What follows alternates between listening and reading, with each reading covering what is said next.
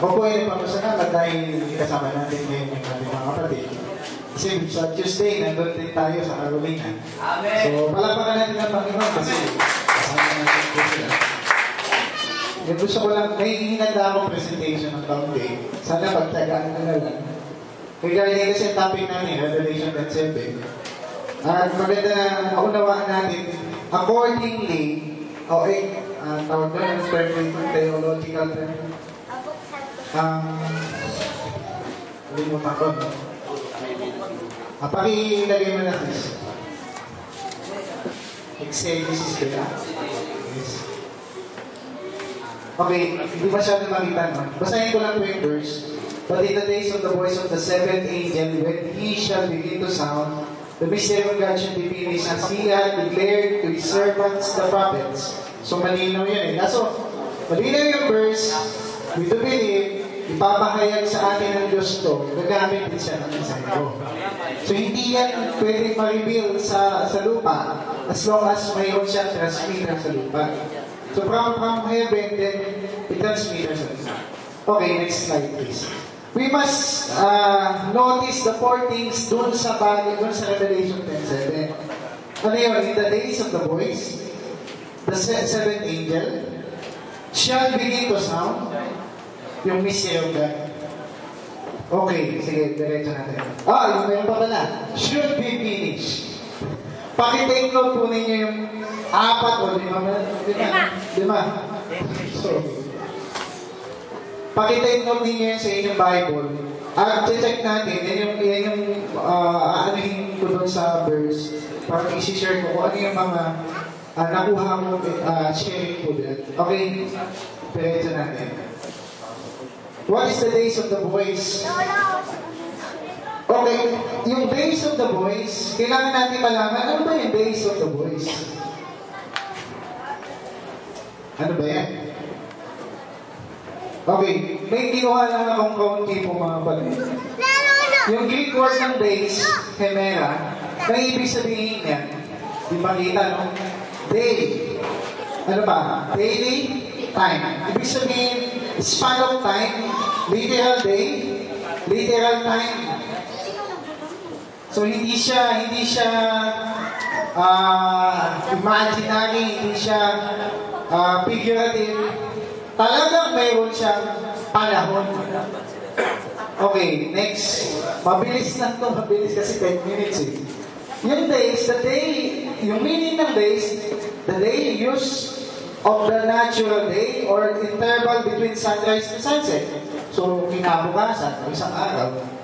As distinguished from and contrasted with the night in the daytime. So, yun yung meaning ng days.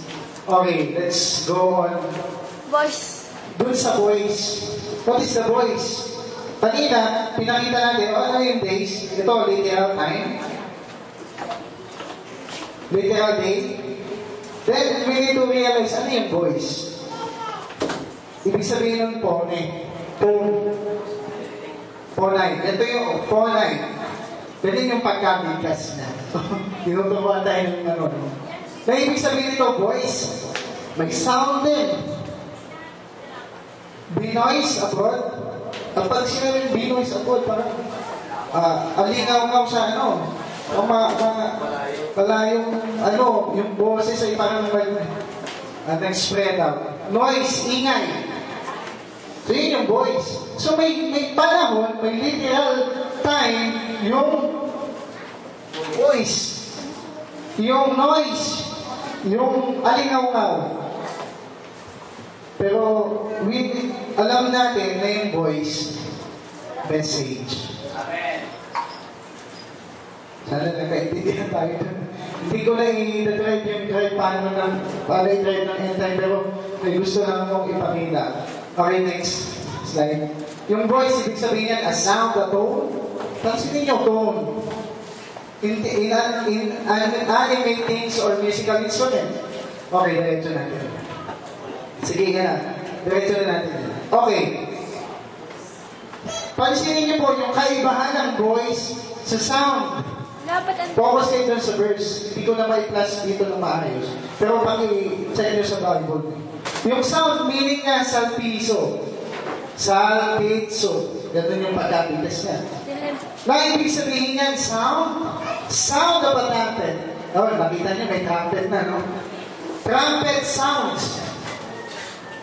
To sound a trumpet. So, malinaw, yung voice sa sound,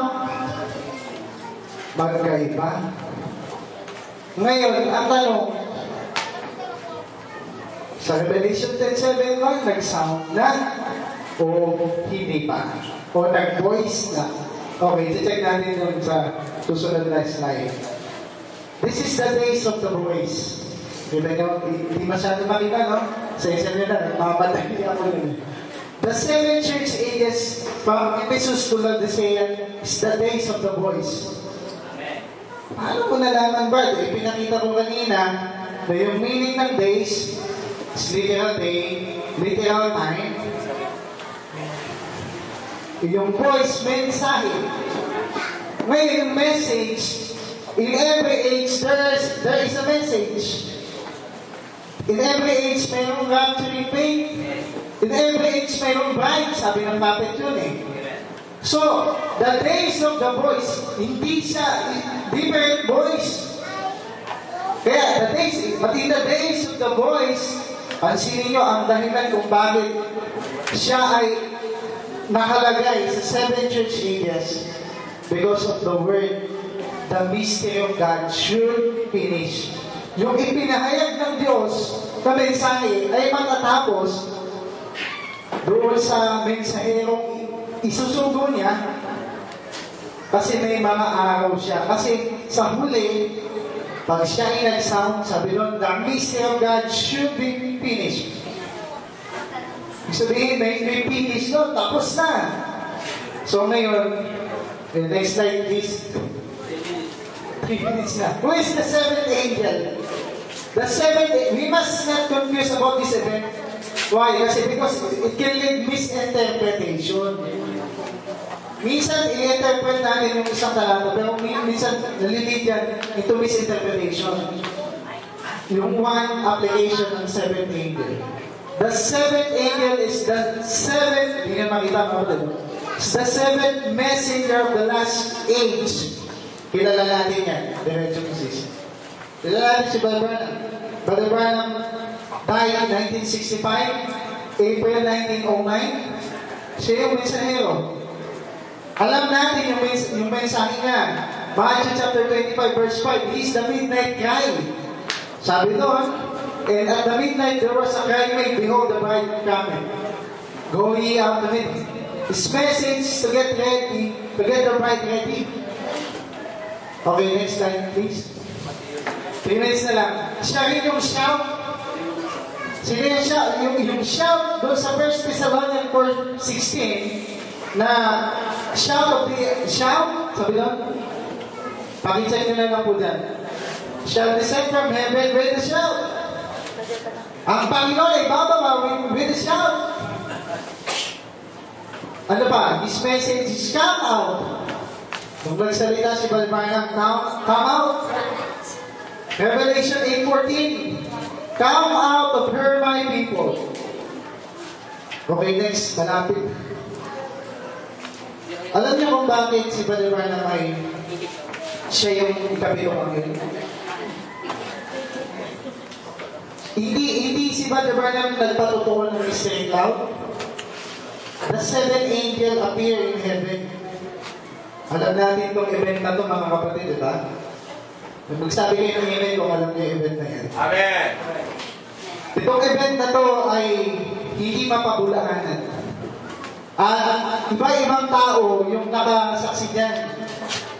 At yung panahon na yan, yun yung panahon na ibinigay ng Diyos sa propeta natin, sa ikapitong mensahero, yung pahayag ng ikapitong selyo, ng 7 selyo. Okay, diretso na ako. Meron akong gusto ipakita. Pangalawa, the heavenly angel, which is the 7th trumpeting angel. Yan yung pangalawang application. Who is the 7th angel? The 7th angel. Bakit? Yung verse, ito papakita ko dun sa verse, yung interval ng verse sa Bible, kahit i-check po nila mga kapatid. Sige, diretso natin, sis. Nakikita nyo? hindi ko malaman paano i-present ng maayos eh. Yung first trumpet, pansinin nyo, Revelation chapter 8, verse 7. Second trumpet, magkakatabi siya mga kapatid. Yung first trumpet, second trumpet, pero pagdating ng fourth trumpet, pansinin nyo yung verse, Revelation 8:12. Medyo nagkakaroon na siya ng pagitan na malayo. Pagdating sa fifth trumpet, Revelation 9:1, ay check niyo po, lumayo siya ng konti. Hanggang dumating yung sixth trumpet, Revelation 9:13. Pero nasaan yung Revelation 10:7 dyan? Nasaan yung Revelation 10:7 dyan? Wala. Nasaan siya? Nandun sa gitna. Nasaan yung seventh trumpet? The seventh trumpet is the last trumpet. Revelation 11:15. So, marirealize mo, ang Revelation 10:7 ay isang pagpapaunang announcement bago mag-seventh trumpet. Amen? Makikita mo yan sa verse sa inyong Biblia. Pag-yung next slide, pagpaulang po. Where is the Revelation 10:7? Nagsabi dito, the Revelation 10:7 is the precursor, the seventh trumpet. A preview before the seventh angel sounded. Revelation 11:15. Ano ba yung pagkasabi sa Revelation 11:15? And the seventh angel sounded, and the kingdom of this world will become the kingdom of our Lord and of His Christ, and He shall reign forever and ever. Yun ang seventh trumpet. Pero ano ang purpose ng Revelation 10:7? Bakit siya hindi sinabing wala namang sounded dito eh? Sa yung talata dyan, walang sounded. When He shall. Revelation 10:7 was in the scene for announcing of the seventh angel that will sound. It is not ready already. Sounded. Because of this, when He shall begin to sound. Pakina, uutang pa ako. Okay, is the seventh angel already sounded in Revelation 10:7? No. Pansinin nyo ito, mga kapatid. But in the days of the voice of the seventh angel, when He shall. Ano ibig sabihin ng shall? Yung shall ay futuristic eh. Hindi siya on the present na nangyari. Kahit i-check ninyo, yung shall begin means future, futuristic, shall. Magiging pa lang. Gagawin pa lang. Amen. Shall begin to sound. Ito yung meaning, no? Means not yet sounded. So, ma-realize natin the Revelation 10:7. Alam natin yun. Okay, next. Tatapusin ko na lang konti. Shall begin means shall, should, would, to come, will, things to come. Alam niyo, yung shall begin means future event. Future na mangyayari. Not yet sounded. Okay, last na po ito. Konti na lang po, Brother George. Okay, next slide. Okay, ito pa, last na. Remember, it is the days of the voice first, before begin to sound. Pansinin nyo. Sabi ng mga anti-message. Hindi ko na ikakaila. Kasi lahat maliban sa atin, nagsasabi, nag-sound na daw. Alin daw ang nauna? Sound or voice? Ito yung talata, mga kapatid. But in the days of the voice, nasan yung sound? Sumunod sa voice. Shall begin to sound. Hindi pa siya nag-begin to sound. Siya ay days of the voice pa lang. Yung mensahe ng ikapitong anghel ay days of the voice, part of the voice of the archangel. He is not the archangel. He is not the seventh angel per se. He is not the seventh heavenly angel. Siya yung transmitter. Siya yung inanoint. ng seventh angel. Ayaw tanggapin nito ng mga sharing ko mga batid. Yung word sa Bible yung marami rin ako. Kung itatanong yun, pwede kong sagutin. Bali, class na po. Dito ba? Pasin nyo, is the mystery already finished? No! But in the days of the boys, makita nyo yung naka-yellow. Should be finished. Yun na naman yung should. Dapat kung finish na, it is finished. Okay, tapos na rin ako. It is finished.